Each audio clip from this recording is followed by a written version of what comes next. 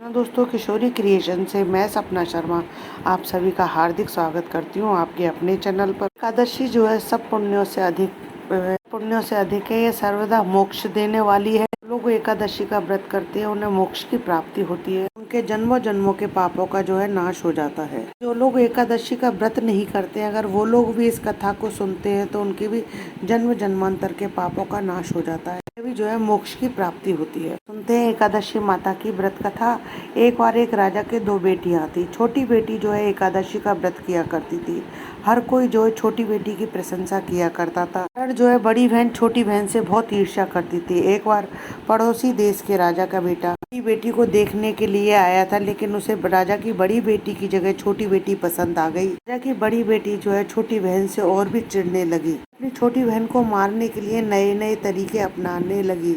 एक बार उसने अपनी बहन को मारने के लिए वह अपनी बहन को लड्डू में जहर मिला करके मारने की कोशिश करती है। फिर एक बार वह छोटी बहन के कमरे में मटके में जहरीला सांप रख करके छोटी बहन के कमरे में रख देती है। एक दिन अपनी छोटी बहन को जो है कुएं पर पानी भरने के लिए ले जाती है और पनघट पर ले जाकर वह उसे धक्का दे देती है कुएं में।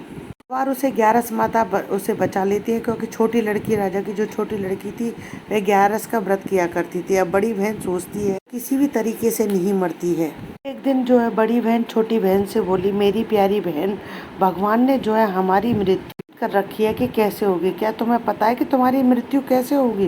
छोटी बहन बोली कि मेरी मृत्यु जो है मेरा जो पालतू तोता है उसके गले में, मेरे तोते के गले में जो हार है, मेरे तोते को मारकर और वह हार उतार कर पहन ले तो मैं मूर्छित हो जाऊंगी।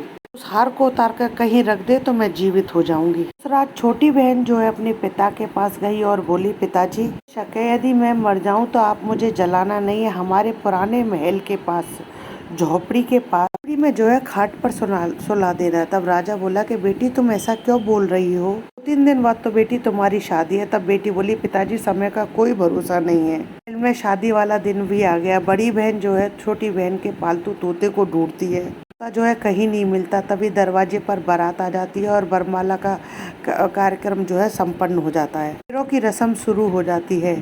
इधर बड़ी बहन जो है तोते को ढूंढ लेती है। वह तोते को मारकर छोटी बहन के 3.5 फेरे जो है राजकुमार के साथ संपन्न हो जाते हैं। तभी छोटी बहन जो है मूर्छित हो जाती है। उधर बड़ी बहन जो है तोते को मारकर उस पर से हार लेकर के खुद पहन लेती है। उधर फेरों में सब लोग घबरा जाते हैं कि आखिर क्या हो गया, छोटी बेटी कैसे बेहोश हो गई। राजा जो है वैद्य हकीमों को बुलाते हैं और राजकुमारी को महल में ले जाया जाता है। जब सब वैद्य कहते हैं कि राजकुमारी न मरी है न जीवित है। वैद्य हकीम कहते हैं कि हमने ऐसा पहली बार देखा है। तब राजा कहते हैं कि बाहर जाकर तुम यह कहना कि अभी छोटी बेटी जो है बेहोश है, थोड़ी देर में ठीक हो जाएगी। राजा उन वैद्य हकीमों से कहता है कि अगर तुम ऐसा नहीं कहोगे तो मैं तुम्हें फांसी दे दूंगा। तो बेचारे वैद्य हकीम राजा के कहे अनुसार बाहर ऐसा ही आकर कहते हैं कि राजा की छोटी बेटी जो है बेहोश हो गई है, अभी थोड़ी देर में ठीक हो जाएगी। बेटी आकर के राजा से कहती है कि पिताजी, मुझे छोटी बहन के मरने का बड़ा दुख है, लेकिन आपकी इज्जत की भी परवाह है, आपकी इज्जत धूमिल हो जाएगी। तो आप ऐसा करो कि राजकुमार के साथ में जो है मेरी शादी कर दो, जिससे आपकी इज्जत भी जो है बची रह जाएगी। राजा को जो है बड़ी बेटी की बात सही लगी। उसने जो है छोटी बेटी के कपड़े उतार करके बड़ी बेटी को पहनवा दिए और उसको फेरों में भेज दिया। राजा की बड़ी बेटी जब फेरों के लिए गई तो वहाँ जब राजकुमार ने देखा तो राजकुमार बोला कि यह मेरी पत्नी नहीं है। मेरी पत्नी जब बोलती है तो उसके मुंह से जो है फूल झड़ते हैं। लेकिन अब सबने राजकुमार को समझा बुझा करके उसके बाकी बच्चे 3.5 फेरे भी लगवा दिए। राजकुमारी जब ससुराल आई तो राजकुमार ना तो उससे बात करते, ना उसके हाथ से कुछ खाते पीते, नहीं उसके हाथ का बना हुआ खाना खाते थे। राजकुमार ने मन ही मन सोचा कि मैं पता लगा के रहूंगा कि आखिर मेरी पत्नी के साथ में क्या हुआ है। एक दिन राजकुमार जो है दुखी मन से घोड़े पर बैठकर जा रहे थे तो घोड़ा वहीं पर जाकर रुक गया जहाँ पर छोटी रानी की जो है लाश रखी हुई थी। राजकुमार ने मन ही मन सोचा कि घोड़ा आखिर यहाँ क्यों रुका? अचानक से एकदम से घोड़ा रुकने के वजह कोई ना कोई कारण तो है, ऐसे ही घोड़ा नहीं रुका है। राजकुमार घोड़े से उतर गए, उस पुराने महल में गए। वहाँ पर एक चौकीदार था।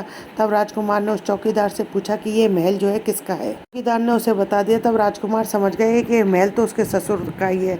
तब राजकुमार ने चौकीदार से पूछा कि वहाँ खाट पर कौन सो रहा है। चौकीदार बोला कि यह राजा की छोटी बेटी है जो शादी वाले दिन अधमरी हो गई थी। राजकुमार ने चौकीदार से कहा कि यह तो मेरी पत्नी है, इसके साथ मैंने 3.5 फेरे लिए हैं, पर तुम यह बात किसी को मत बताना। राजकुमार ने चौकीदार से कहा कि मैं तुम्हें मुंह मांगी रकम दूंगा। तब राजकुमार जो है छोटी रानी के पास गया, छोटी रानी की खाट के पास गया। उसने बचे हुए 3.5 फेरे लिए। राजकुमार उस दिन में और रात में वहीं पर रहा। छोटी रानी जो है रात को खड़ी हो गई। राजकुमार राजा की जब छोटी बेटी ने राजकुमार को देखा तो वह अपने पति को देखकर बहुत रोई। तब राजकुमार बोला कि तुम उस दिन शादी वाले दिन अचानक कैसे बेहोश हो गई, क्या हो गया? फिर तुम्हारे पिता ने मेरी शादी जो है तुम्हारी बड़ी बहन से क्यों करवा दी, जबकि मैंने उन्हें तो पसंद ही नहीं किया था। दिन भर तो जो है मूर्छित बेहोश थी, अब रात को तुम जीवित कैसे हो गए, इसका मुझे जवाब दो। हमारे साथ ऐसा किस कारण हो रहा है? तब रानी ने जो है राजकुमार को तोते और हार वाली बात बताई और यह भी बताया, बात जो है मैंने मेरी बड़ी बहन को बताई थी। एक बार उसने मेरी मृत्यु का उपाय पूछा था। बड़ी बहन जो है मुझसे बहुत ईर्ष्या करती थी। उसने कई बार मुझे जो है मारने की कोशिश की। एक बार जो है ग्यारस माता ने मुझे बचा लिया। तो तोते के गले में जो हार है उसे मेरी बड़ी बहन जो है दिन में पहन लेती है और रात में उतार देती है। तो इस कारण मैं दिन में तो मर जाती हूँ और रात में मैं जीवित हो जाती हूँ। यदि हार वो मुझे मिल जाए तो मैं हमेशा के लिए जीवित हो जाऊंगी। राजकुमार सोचने लगा, कोई बहन भी अपनी बहन के साथ ऐसा कर सकती है। अब राजकुमार छोटी रानी के साथ में वहीं पर दिन बिताने लगे। राजकुमार की बड़ी रानी ने जो है दासी को भेज करके पता लगाना चाहा कि अब राजकुमार जो है दिन भर कहाँ रहते हैं, लेकिन उन्हें कुछ भी पता नहीं चला। छोटी रानी जो है गर्व से हो गई। एक दिन छोटी रानी ने अपने पति से कहा, मुझे बेटा हो चाहे बेटी, लेकिन रात में हो वह दिन में नहीं होना चाहिए। अचानक राजकुमार को जो है कहीं बाहर जाना पड़ा। राजकुमारी के प्रसव पीड़ा शुरू हो गई। उसने ग्यारस माता को याद किया। माता वहाँ स्वयं आकर के उसका प्रसव करवाती है और उसके बहुत ही सुंदर बेटा होता है।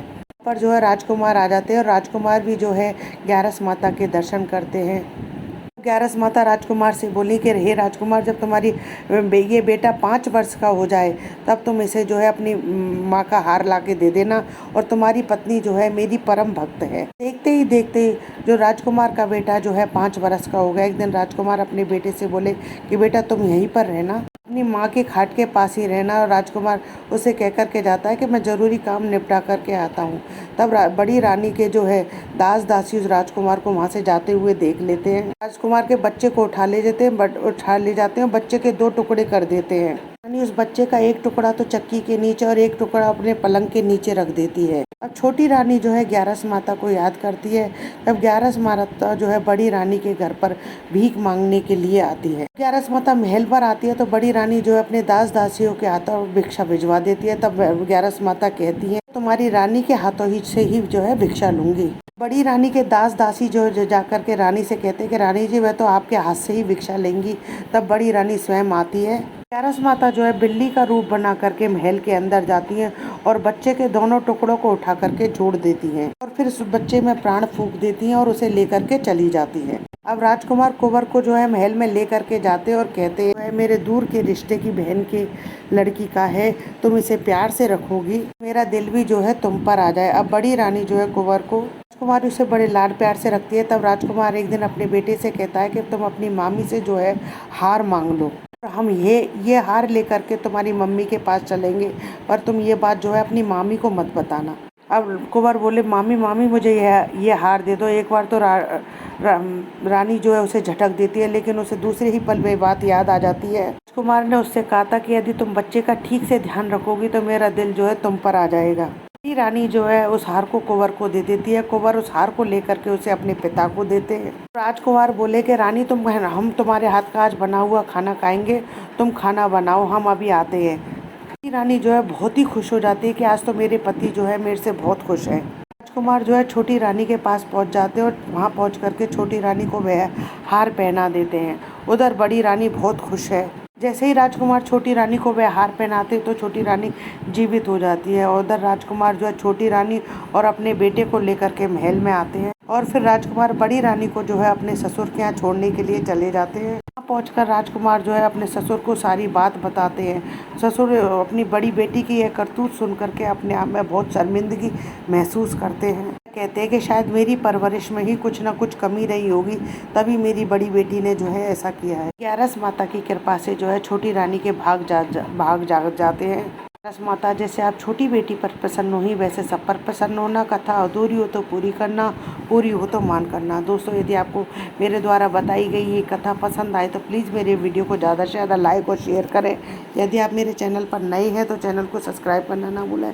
पास ही में बेल आइकन को दबाएं जिससे मेरे आने वाले हर नए वीडियो का नोटिफिकेशन आपको मिल जाए। जय श्री कृष्ण दोस्तों।